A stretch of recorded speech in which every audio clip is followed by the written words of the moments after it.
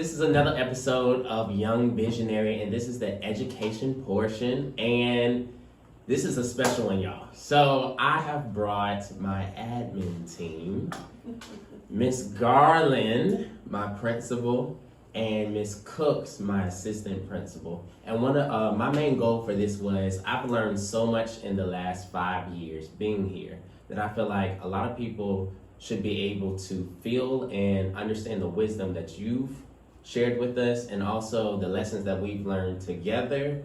It's been a journey. It's been a journey. Let's hop in. I think it's really interesting how this all formed to begin with, because Cooks got hired first. She did.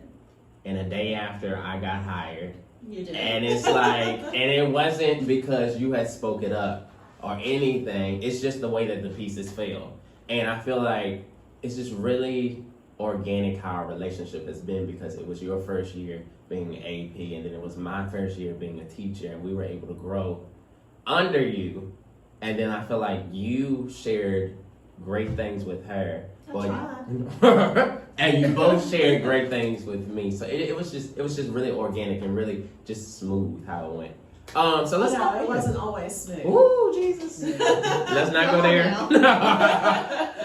But honestly, with the rough parts, like, we were still human. Absolutely. In our profession. And the moments where I felt like, you could have been more professional, or you could have been more professional, or I could have been more professional, I realized you were actually showing me human parts that allow me to see grace as a leader, but also grace as you mentored me. You taught me how to mentor my boys. And the grace that you showed me is the grace that I showed them. So it really, it was not always smooth, like you said. No.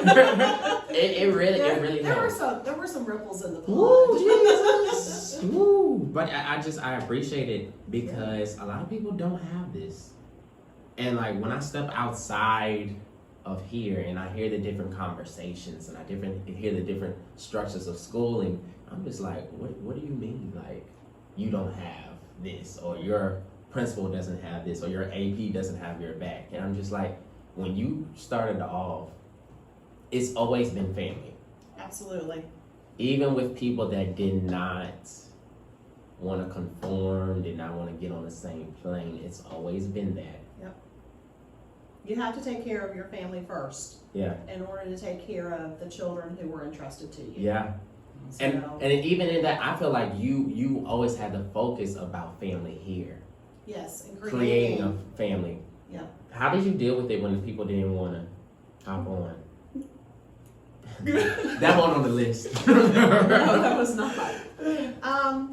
I think that you try to lead by example, and I think that showing people grace, I mean, that's huge. Yeah. And not everyone sees things the same way. Not everyone has the same beliefs or the same philosophies, and that's okay. Yeah. That's really okay, because that's what makes a school community unique. I think that when you tell people, as a school leader, when you tell people, we're going to do what's best for the kids, if we can say at the end of the day, we've done this and it's what's right for kids, Yeah. you can't argue with that. Yeah. Right. There is no argument, Yeah. because they are the reason why we're here. Without the children, We don't have a job. we don't have a job. Absolutely. We don't have a calling. We don't have a Yeah. profession. We don't have a school. Yeah. And so it's about the children. Absolutely. And as long as you keep them at the forefront, Mm-hmm. always in your decision making, let's do it because it's right for them. Go ahead. Good. People understand that. Yeah. And even if they don't agree with A, B, or C, they know that that's at the heart Yeah. of what we're The doing. core. Yes. The core. And I think I'll go back to the part where you said you showed your human parts outside of your professionalism, which made me really realize, oh, she does care. I will say this, Garland is not an easy principle to follow. And I say that out of respect because it's by the book. All the rules. It's lottie-dottie, everybody. Indeed. You gotta have consistency. And it's actually, she's strict, and if I say this, it's going to get done. And there's nothing wrong with that. But a lot of people can't fit that mold. I agree. How was it? What did they tell you about Garland when you got hired? Oh, that should be Oh, you're interesting. going so far. I don't know if I know this. I was told that one, she loves coffee, right? I do. And I was told that she was kind of like a micromanager a little bit, and we've talked about this. Absolutely. And that was it. And so, that was I always take what people say with a grain of salt, because, your interaction with someone may be one thing, but my personality and my interaction is going to be completely different, just based on my attitude and my character. And so I put that in the back of my mind. And in the beginning, we've talked about this. Yeah, I did think, there were a lot of times I was like, gosh, is this kind of like micromanaging? Yes. Whatever it is. I hate talking in front of people. This is kind of outside my box. Anyway, I thought that. But as I grew as a leader, I learned that it really wasn't. There really was purpose behind the things that she did what she did. And so, some people may think that, but when you don't put a deadline on stuff, then you have everything floating, and people aren't going to do what they're supposed to do. Yeah. If you don't have step by step directions and pictures to go along with it, you're going to get, your product is not going to be what you want. Your product is going to be different. Yeah. And so I've evolved from that, and I think that's one of the things that I've taken away from these last 5 years, is that, you do have to give people explicit directions if you want it done a certain way. And I don't think it's micromanaging. I was about to say the same thing. It's not. You have, Ms. Garland has an expectation. She wants things the way she wants them. And I'm pretty transparent about that. Right. Yeah. Right. Very and transparent. So you gotta, when you want things a certain kind of way, because you have a level of, that you have a standard that you want to live. You have to, because not everyone has. And that was one of the lessons that I've learned in leadership. That was one of my biggest lessons coming into an admin position was, as a teacher, you don't really know what goes on behind everybody's doors. Yeah. I walked into this AP position thinking, oh, everyone's a great teacher. Everyone, does their lesson plans on time. Everyone's, looking at the, curriculum and teaching what they're supposed to. They close their doors and they're doing it. That was my thought as a teacher. But then, when you get into the admin world, you realize that's really not the case. You have some people that are kind of doing their own thing and kind of doing things their way. And so that's where, giving those step-by-step directions and laying it all out of how you want it to look really is important. Which makes it better on your end, because you'll be more stressed trying to refix what you thought you said clearly.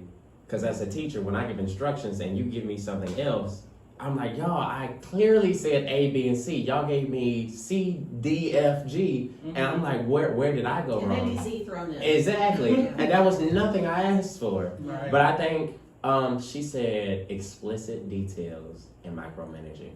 It's a difference. I never felt micromanaged.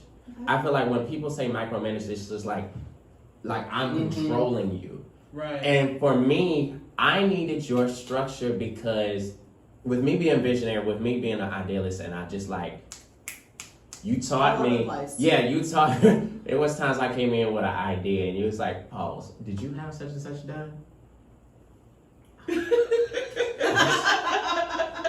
But it was a really good idea. Go fix it first. And it's just and I'm learning that in my personal life, it's make a list and knock it down.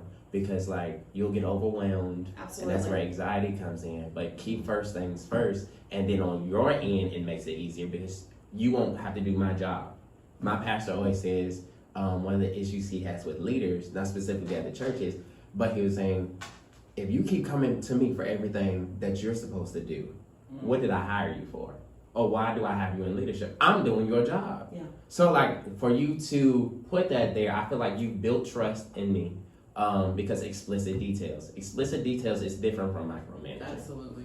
It's different from micromanaging. And I needed that to build more structure because they'd be like, oh, dream big, dream all this, but they don't tell you about structure. They don't tell you how it needs to be set up. Right. So I feel like because of you, I was able to think of crazy. I came with crazy, but you structured my did. crazy. Serious crazy. But let's go. good kind Let's of go crazy. back to that interview. I like this, like the whole thing. And then like the things that you had asked for that you wanted at this school, I was so excited about because I was like, okay, I got this. And then when I came to see what the environment was, I was like, I see your vision, and you were very clear about your vision, and I appreciate that as a young teacher because you were straight to the point, and I was just like, okay. But when I got here and you gave me a mentoring program, but I realized that wasn't the one that fit your vision for the school. And I was like, that's good, but what you need is this. And you allowed me, and I said this the other day, you allowed me to create that not only in my classroom, but also in the mentoring group, and to think outside the box. And everything that I went to her, it wasn't always a yes. But it was, I didn't get a lot of no's, but I did get, all right, sit down, let's replan this, or come with me and plan it, we'll reshape it type of thing. So Let's I talk appreciate about that. Yes, Let's yes. talk about it. Which developed me as a visionary. Mm-hmm. Because you just can't throw something out there. No. I mean, you have to have a vision of where you want to go. Mm-hmm. The process of getting there takes a lot of planning. It's the blur, yeah. It takes a lot of conversations. It takes a lot of people to make things happen. You know, you have spearheaded Gentlemen of Quality. You know, last night's Jacksonville High School graduation truly saw so much of that The fruit. come to fruition. Yeah. I mean, it was phenomenal to watch those kids as they cross the stage. I mean, that's our goal, for kids to graduate. That's from the high absolute school. goal. That's the whole That thing. is our purpose, Yeah. to get our kids across the stage. You know, and we're one part of the process. You know, Gentlemen of Quality played a major role in the lives of those children. You know, and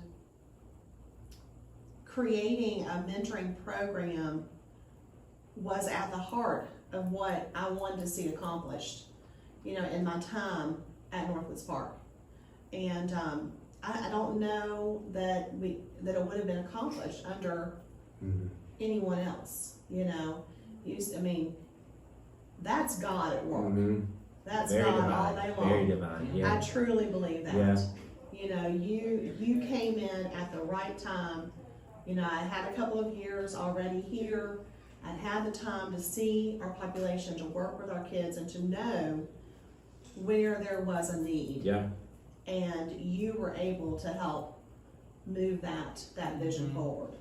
What blessed me a lot, because so we went the mentoring group, and then we started the Male Summit. Yes. And I will never forget my second one at JCMS because of Florence. We had did it at JCMS. Yes. And you had came in with your husband, and you just walked through, and you didn't say nothing until the end, because I think I was in another room, and I came out, she was like, do you remember the interview I had? This is what we talked about. Yes. This is what, and it's something about the fruit of your labor. Yes. Yes. Coming to, and last night at the graduation, for those that don't know, my first class Yes. graduated last night. It was huge for me because a lot of people don't get to see the fruit.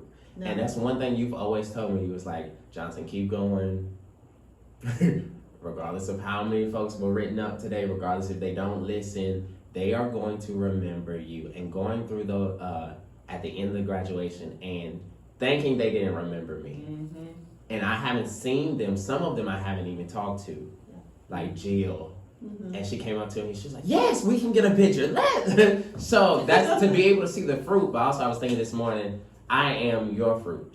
Yes. We are your fruit because. And what a blessing. What a blessing.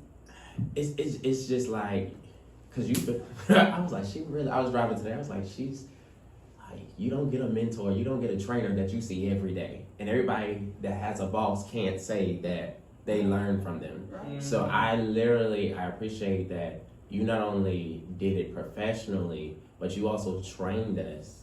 Moore said the other day that, like, if you've been on here, I've always called this like boot camp. Like this is I feel like this is my launching pad. Like this is training ground. Yes. And Moore said the other day, if you have taught at the park at least 1 year, you're able to teach anywhere in the world. And it's not because of because of the dynamic of students. Mm-hmm. But it's not because they're so bad or they're so good or because this, that, and the other. It falls from the head. It flows from the head and your expectation for us. So that's been a huge blessing. All right, so let's flow from there. What do you guys feel? I guess I'll start with you. What has been your biggest lesson as a leader of a school, a principal?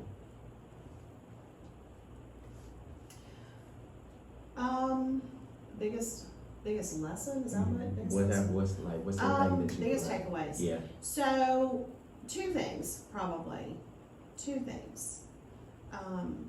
One kind of goes back to what Cook said.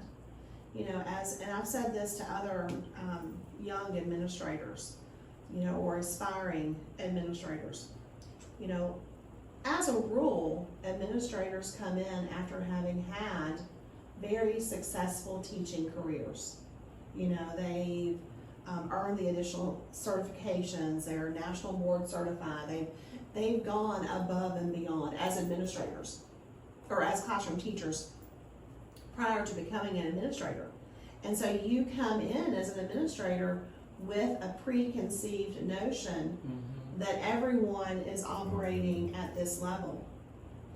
And that's not true. Mm-hmm. That's simply not true. But it's really okay because it takes a range of folks. It takes your highly distinguished, they can take their show on the road kind of teachers, to the teachers who know their content, know their curriculum, build good relationships, but they focus their work in the classroom. Yeah. They're not looking out and beyond. They're focused right here. Yeah.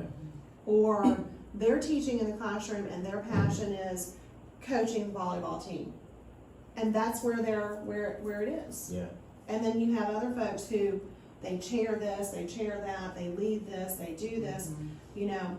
But there's a wide range, and you have to understand that you need a range of teachers in order to make a school successful. Yeah. That's true. You know, Yeah. you can't have, I mean, it would be very difficult if you had an entire staff of folks who all wanted to lead everything every day.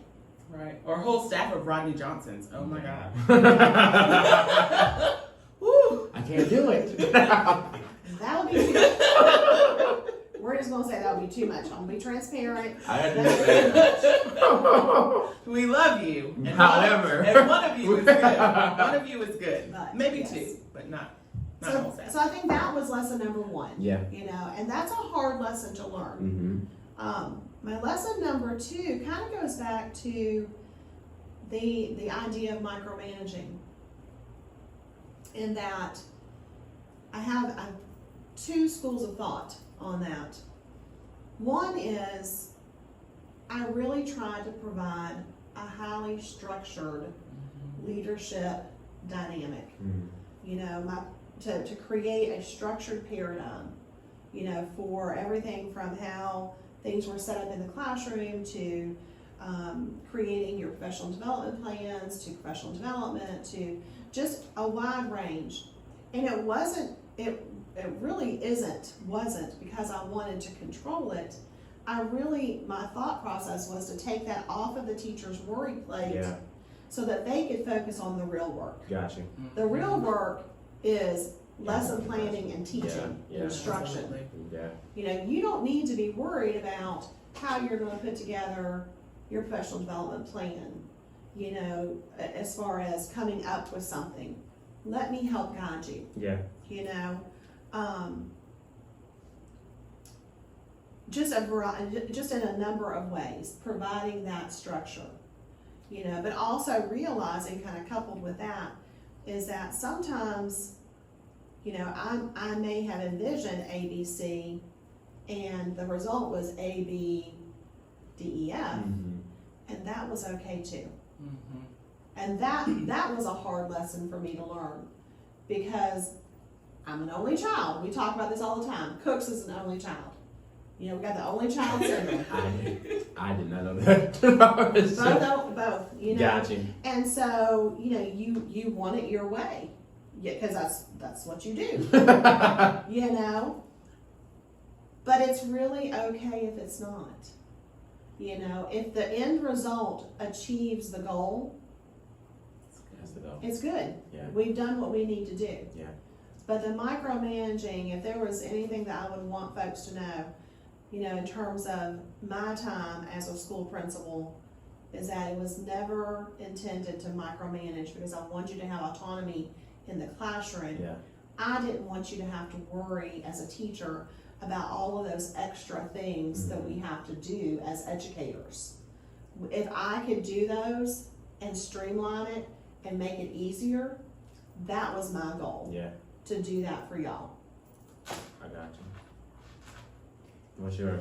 So the one thing that I talked about earlier, the teacher expectations and thoughts on that. But one of the things, you know, we hear it all the time, relationships with kids.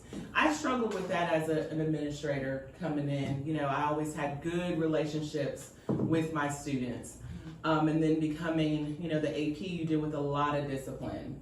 And so my first couple of years, I struggled with, oh my goodness, the kids don't like me because I'm putting them in ISS or I'm suspending them, and, you know, they're mad with me. But over the years, I learned, you know, forming those relationships with the kids and seeing them in the hallways and coming to their games, and then knowing that you care, and the conversations that we had, you know, if they made a mistake. You know, it wasn't me, you know, fussing them out and not having a voice. Like, I always let the kids have a voice. Yeah. And so, you know, oftentimes, you know, they're not used to an adult letting them share their perspective. And so I always open with that, like, tell me what happened. Yeah. And they're always like, well, you're not gonna listen. You know, you don't care, you're gonna believe the teacher. No, I wanna get a full picture. Like, I wanna know your side of the story so I can make a full informed decision. You know, there may be consequences at the end of it because you've made a mistake, but that's life. Yeah. You know, if you do something, if you commit a crime, if you rob a bank, there are gonna be consequences, but still we can have a conversation about it. And I think this year, with this group of 8th graders, I think they knew that. They knew that I cared about them. Yeah. And they knew that, you know, although they have made mistakes in the past and they had consequences, they knew that they could come and talk to me. You know, by the end of this year, you know, 8th grade. Or email. I was about to say, the end of the year, they were shooting emails, and they were good emails. Yes. I mean, well-written emails from kids that, It was you know, that email lesson that you that just kind of blew you away. And Yeah. so it's like, you know, you sit back and you reflect on that, like, how many kids are emailing their principal and assistant principal? Yeah. You know, talking about things that are happening in the classroom, talking about, you know, I want to come to school 5 days a week, Miss Cooks. Like, what can I do? I need to be here. Yeah. It's your relationships they were one level, but now you had to do it from a different perspective. Right, and that was a lesson I had to learn that, and I had to, like, how could I make that happen? Yeah. And so it took me a couple of years to understand and to step back from that. Like, the kids don't hate you. Like, my first couple of years, I thought the kids hated me because I was putting them in ISS or sending them home. Yeah. But I had to step back, and my approach had to be a little different. It's a different look on what education. My goal has always been to change the way students receive and how they look towards education. And I feel like you've given them a different perspective of what the assistant principal position looks like.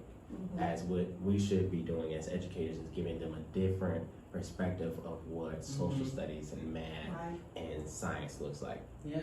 Educators is giving them a different perspective of what social studies and math and science looks like. Yeah.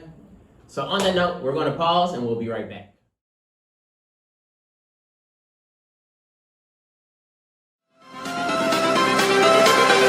Everything changes.